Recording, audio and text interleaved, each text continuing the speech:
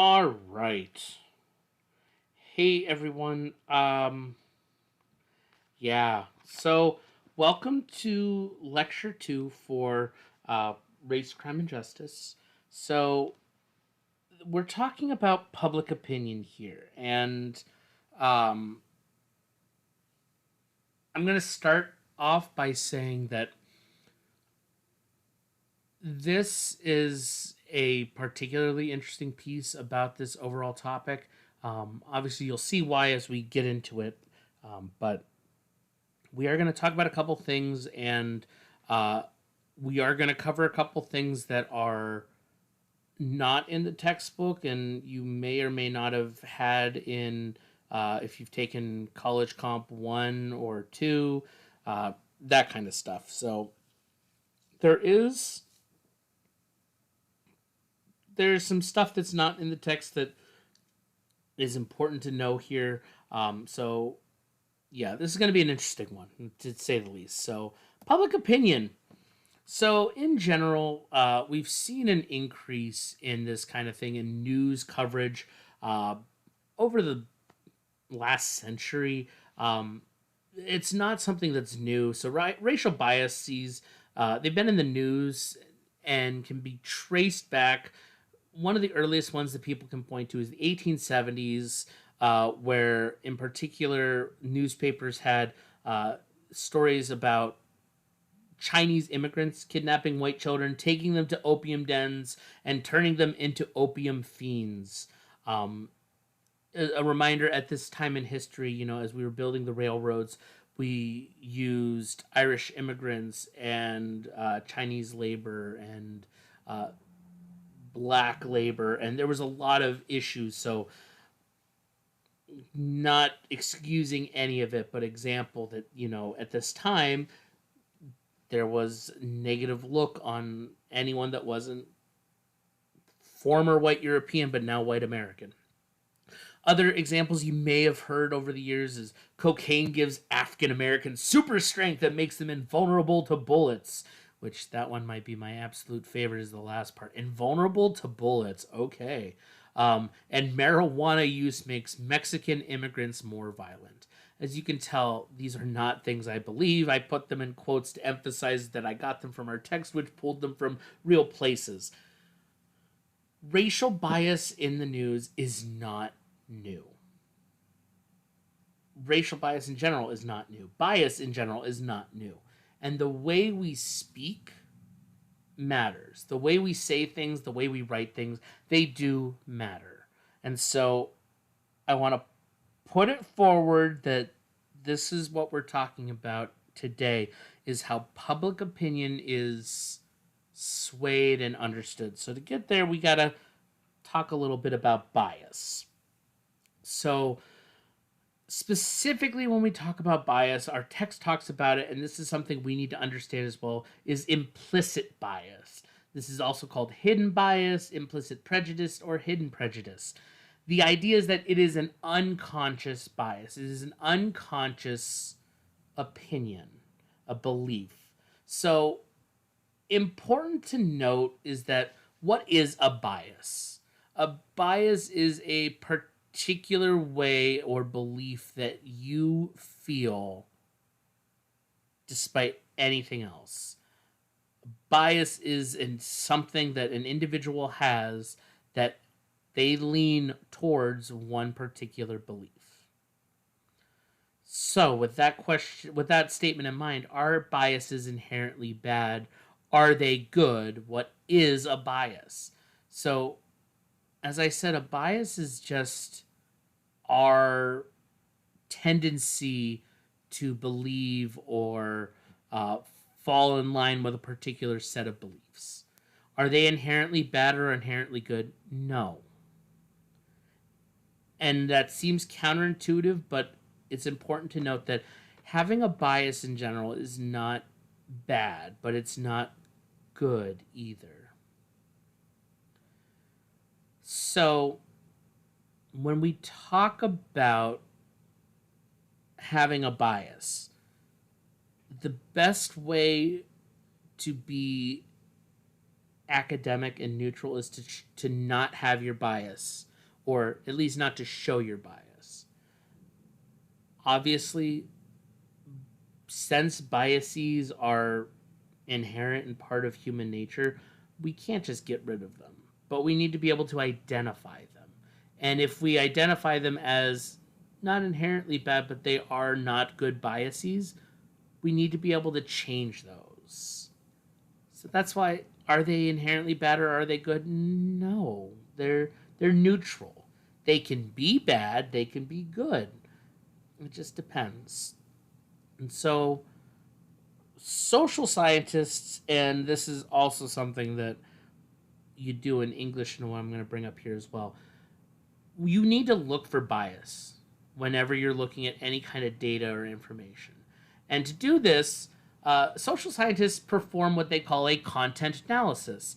If you've taken English Comp 1, you've probably heard critical analysis or rhetorical analysis. And all this is a close look at individual content and compare it to available data, examining emerging trends. It's a lot of fancy words. What does it mean? To do a critical analysis, a content analysis, you are looking at whatever it is that you're engaging in, that content, and compare it to available relevant data and looking to see if a trend comes out. If there is a trend where you see a lot of negative portrayal of one particular group of people, there is a bias. If there is a focus on a particular word to describe an individual and it's only used to describe that individual, then there may be a bias. You engage in critical analysis, in critical thinking, in rhetorical analysis, in content analysis when you are reading through these things, and not everybody does. And that's how we get to where we are now. This is a whole other thing that we will get into. But so within the textbook itself, there were some general findings when they did a content analysis of general news outlets, and it was related to crime. And so there's 4 cited research studies in the text itself, but their major findings were that, number one, news outlets, the big thing was news outlets tended to cover stories when one of these 3 is true. If A, the suspect is Latinx or black, B, the victim is white, or C, the unfortunately golden one is when the suspect is black and the victim is white. News outlets covered those stories across the board. If it was white on white crime, black on black crime, not so much. Some additional findings were that newspaper stories of white victims tended to be longer than stories of black victims. The depictions worked for non-white offenders. Or work depiction, that is not right. Are worse. That's what that's supposed to be. I'll fix that. I knew that didn't look right. So depictions are worse for non-white offenders. Obviously, we're going to kind of look at an example here in a little bit as part of your additional readings. I'll at least bring it up at the end of this. So there's that. White victims are often depicted as virtuous, once again, except in cases of women being sexually assaulted by white males. Notice I have an asterisk there. I wish I could say that this was a positive kind of little additional piece of information related to this, but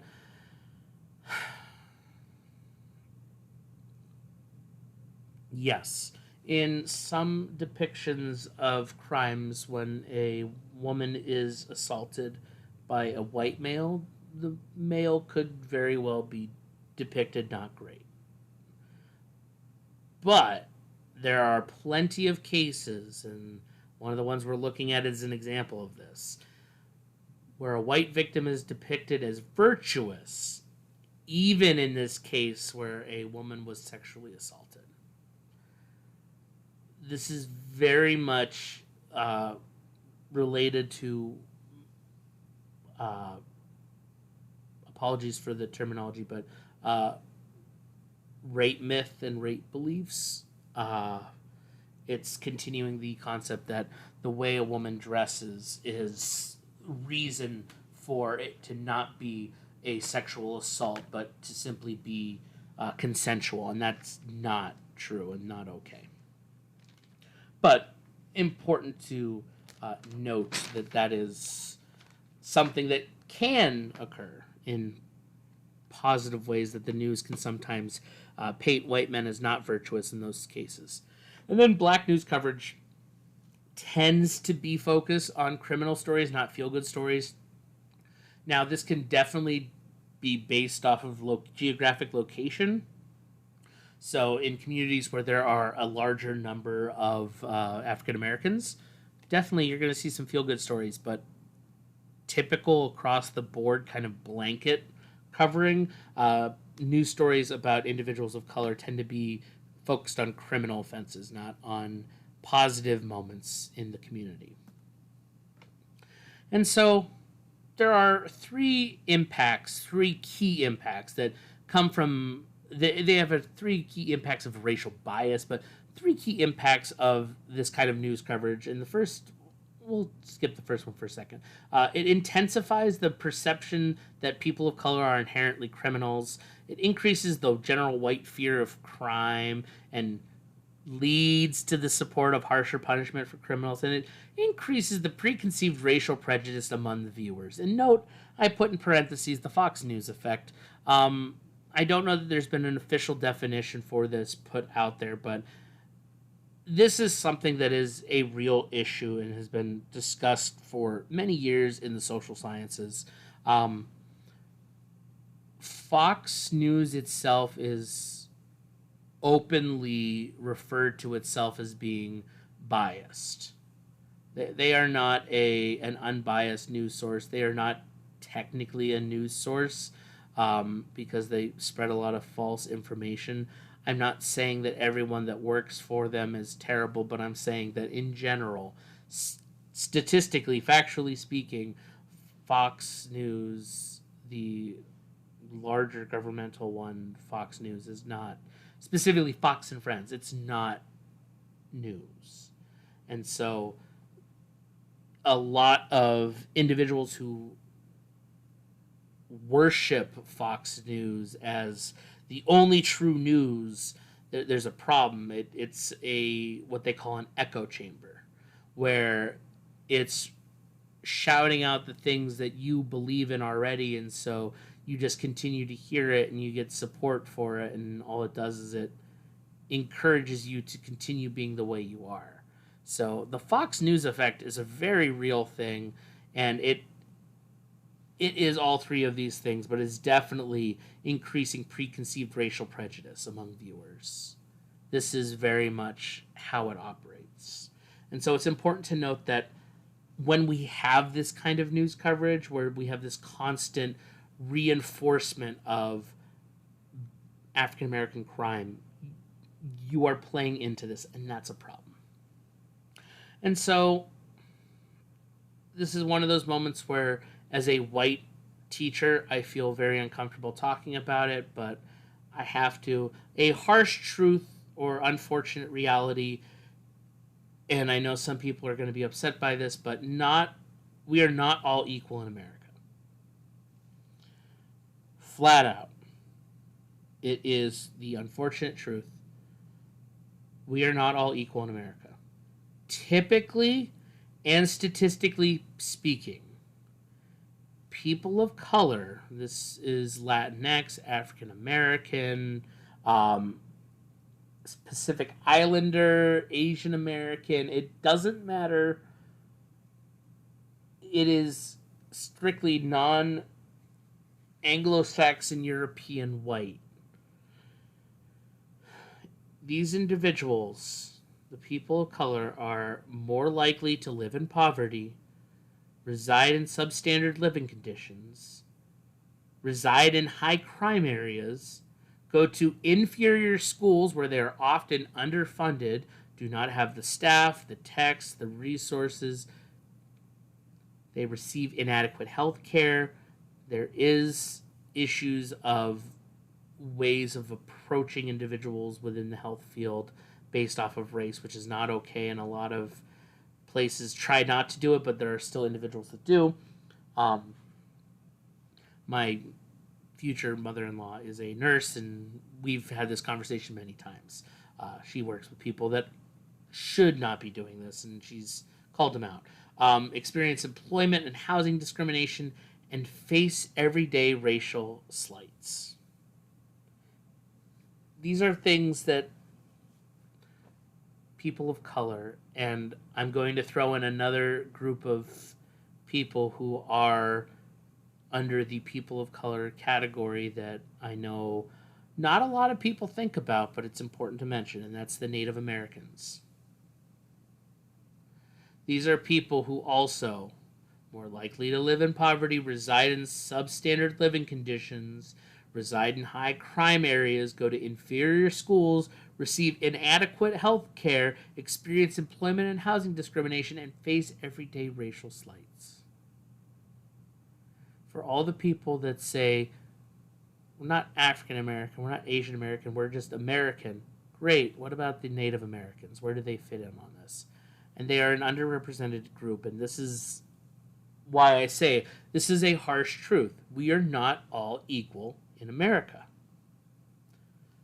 And so, as I said, it's awkward for me to talk about it as a white teacher, and it gets even more awkward because I need to talk about white privilege, and I want to emphasize before I talk about white privilege, the term itself has become this like immediate negative word for a lot of people. A lot of white individuals feel very attacked by it. It's the closest thing that we have to a racial slur or term used against white people. I know there have been historically, but they've never really been that offensive to a whole group. White privilege has become that, but it's because of misunderstanding. And so, when we talk about white privilege, these are advantages that non-Latinx white people enjoy in everyday life. Because of the difference in advantages, groups will often view social, political, and economic issues differently. Notice I have economic with a little asterisk, and that's the most important thing I can emphasize. To note at the very bottom here, the big equalizer is poverty. Yes, white privilege is a real thing. Yes, white individuals face less racial prejudice than other groups. That is historically true. However, economic issues are a whole different thing. White individuals who are impoverished and are living in very similar conditions as these typical people of color. This is not saying that they don't have white privilege or that they do have white privilege. The idea is that the economic disparity is just as much of a problem as the racial disparity. So I'm not saying that white people who grew up poor or in a less than stellar economic situation or still are, I'm not saying that you have white privilege and you should be giving all of your money to every individual. No, that's not what I'm saying. I'm saying that we do, as white individuals, we do not face all the same potential prejudices that people who are of color face. And so, in regards to white privilege and the response against it, white privilege is related to racial biases that do not impact white, and I can't believe I have to emphasize this, and sometimes white passing individuals. If you've not heard the term passing before in regards to this, what we mean by this is that individuals who are of a either mixed ethnicity or they can be of one particular ethnicity, but their skin is light enough that they could, quote, pass as a white individual. These are what some people view, especially with Hollywood casting. A good recent real world example is the live action actress chosen to play Nani in the live action Lilo and Stitch. It's brought up the same issue that people had with the actress who played Jasmine in the live action Aladdin. It's they chose, quote, white passing actors to play indigenous roles because it was, quote, more palatable for a white audience rather than have them be of color. It's an issue of racism within racism, but it's important to note that when we talk about white privilege, we're talking about racial bias. We're not talking about the financial bias. We're talking about racial biases. Privilege itself is a different case. Individuals can and do receive discrimination based off of age, gender, identity, disability, religion, financial situation, etc. Privilege is that you have an advantage inherent over another individual. That is what that means. You have an inherent leg up just because of one factor. So, white privilege is the idea that an individual who has white skin or can be, quote, white passing has an inherent privilege over anyone else of color based solely off of their color of their skin. There's so much more to this particular subject, but it is such a heated debate and heated topic. I wanted to identify very straightforward what we're talking about when we say white privilege. I'm trying to be as neutral as possible for all of my students so that you understand what I mean by this. This is not meant to be a point of argument and disagreement. This is to understand that there is a difference. And now we get to transition to something that's totally different but not different at all, and that's the criminal justice system. So the text brings up this question, and the way they worded the question in that original study they cited, they even admit was not a great choice, but it does bring up a useful point. The fear of crime. Do you fear walking alone in your neighborhood at night? Do you fear walking alone in your neighborhood in general? So they actually do have a study and the data for that piece actually here, and funny enough, they found separate particular data once they analyzed it further.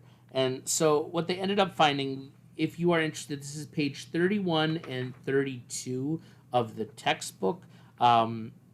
It's talking, so the 2016 General Social Survey asked of different backgrounds and everything. They asked them they were asked about their fear of walking alone at night. And the data found, in particular, that African Americans and Latinx individuals were both somewhat more likely than non-Latinx white people to respond to yes. So they saw that white individuals less likely said that they were afraid to walk alone at night in their neighborhood.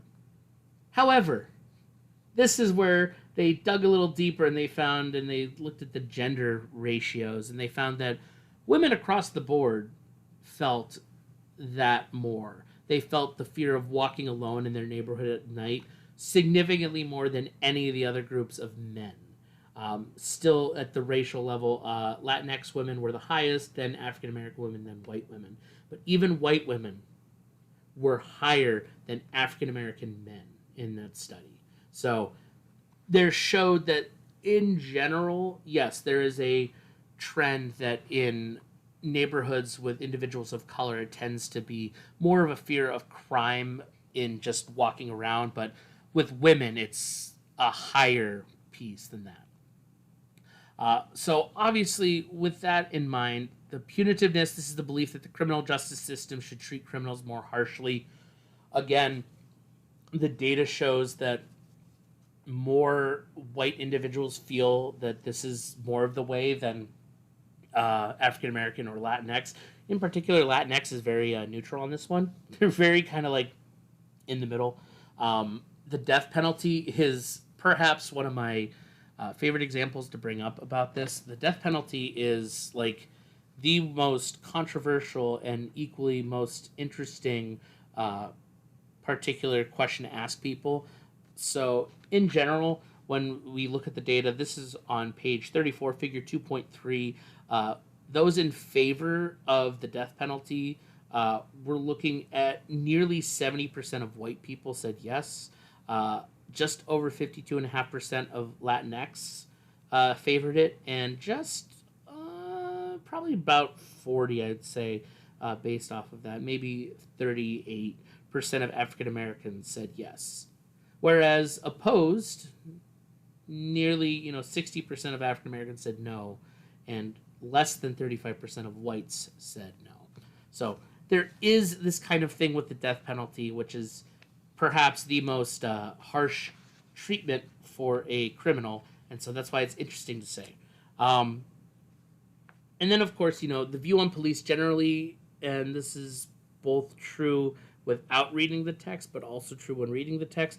Typically, white population view the police in a more positive light than in a negative light. Again, that's just tends to be the common trend. So then we have this wonderful data in particular, and I can't help but emphasize it. So this one is page 37 is the data, page 38 is the chart. But so 2013 national survey data found that 68% of Black Americans believed the system was biased against Black individuals, whereas 25% of whites believed that the system was biased against Black Americans. So let that sink in for a second. 68% of all Black Americans that were surveyed and interviewed and asked said that they felt the criminal justice system was biased against Black individuals. Not against them as a person, but as a group of individuals. 25% of white individuals surveyed said that they believed the system was biased against Black Americans. That's a majority of the Black community and a fraction of the white community. That was 2013. 2002 national survey. Same survey, but just from earlier years. 75% of Black Americans believe police treat minorities worse than whites. 50% of Latinx believe police treat minorities worse than white. That's that nice little middle ground. And then 75% of white individuals believe that police treated everyone equally. Not that they were treated worse, but that they were treated equally. 75%, a majority of the white population in 2002, believed that police treated everyone equally. These are things to keep in mind. So why the disparities? So oftentimes, and this is actually like this is a weird big piece to ask, but so often African Americans cite particular biases against the criminal justice system or biases within the criminal justice system for the circumstances of their behavior and their crime rate. Often, white Americans tend to cite young African Americans' disrespect for authority and actual higher crime rates of criminal behavior. And this is something that's difficult to talk about, and I kind of want to bring up. So, when they cite young African American disrespect for authority and actual higher crime rates of criminal behavior, if you've not taken juvenile justice, I encourage you to take juvenile justice because there's something about this in particular that is brought up there as well. But the idea here is that there is a cycle within juvenile justice, in particular with individuals within the African American community, where there is, due to the inherent bias and the way officers treat African American boys, that they tend to be a little more aggressive in how they talk to the officers, and then the officers view that as aggression and then respond in turn by being more aggressive, which leads to more aggression, and it's a whole issue. But white Americans oftentimes say that it's their disrespect for authority that leads to this, not anything else. And they oftentimes will cite things like boys will be boys and kids are dumb, especially when it revolves around white individuals. There's something very interesting about that. But white Americans are more likely to attribute criminal behavior to individual failings than to poverty, unemployment, and other external factors that led to commitment of a crime. And that's the takeaway from that last part that I really want to emphasize. That according to the information that's available and the data and through our text, what we hear, that white Americans are more likely to attribute criminal behavior to individual failings of a person. These are the boys will be boys, kids will be dumb. Than to poverty, unemployment, and other external factors. It couldn't be because something in society is wrong. It's because that person was not good enough. So, time to ask an ethics question. Do you steal a loaf of bread? Why does it say break? Do you steal a loaf of bread to feed your starving family? That's the question to ponder. Is it forgivable to steal a loaf of bread to feed your starving family? With that last piece, that last line that we have, white Americans are more likely to attribute criminal behavior to individual failings. In this situation, if we followed that part, individual failings, when you stole a loaf of bread, it's because you had an individual failing that led you to commit a crime, nothing else. Doesn't matter that your family is starving. You lost your job. You couldn't pay for food. You had to steal. It's your fault. Doesn't look at the fact that maybe the unemployment rates were really bad. Maybe there was something else that happened that led you to not being able to do it. You stole the bread because you were trying to feed your starving family, but the situation that put you there was something outside of your control. That's not looked at. All right, so that was the lecture itself, and now I want to go into the next thing that I briefly want to show. So when you go into our weekly folder for week 2, I do have additional articles that I want to talk about. And so in particular, the focus is how the media has this double standard in covering sexual assault cases as well as some other things. And so remember how I said we're going to talk about how white males are posted? If you do not remember the Brock Turner case, Brock Turner was an all-American swimmer who was found guilty of sexual assault, and the picture they used was this wonderful, his nice professional headshot, which looked really nice. But then, the Washington Post coverage for other sexual assaults, and they used the mug shots. Obviously, the internet has since retaken it, and when you search up our good old friend Brock here, you see his mugshot, which is not pleasant. But it's the way that it was approached and covered that's a problem. And so for that, I also have, and so obviously I'm not going through these articles. You need to read them yourself. But we have the New York Times coverage of the Michael Brown killing. Just want to emphasize, that is the picture that they used to show him off in the paper. Not a great picture. And so the whole article is here itself. And then we look at an older article from the New York Times about Timothy McVeigh. And if you don't know who Timothy McVeigh is, it was the Oklahoma City bombing back in the early 90s. It was a whole big thing. It's one of those domestic terrorism situations. But look at the way that he's depicted in this article versus the way they talk about Michael Brown in that article. Obviously, different writers and across different times, but it's important to note just how different we are depicting individuals. All right. That's all I have for you. Thank you very much for listening to the lecture. Obviously, you can see the additional readings are here right at the front. then the discussion or the notes and the discussion board are already here. The lecture video will go right here between the notes and the reading itself. But anyway, thank you very much, ladies and gentlemen. Hopefully this wasn't too difficult to listen to or go through, but thank you very much, and I'll see you all soon.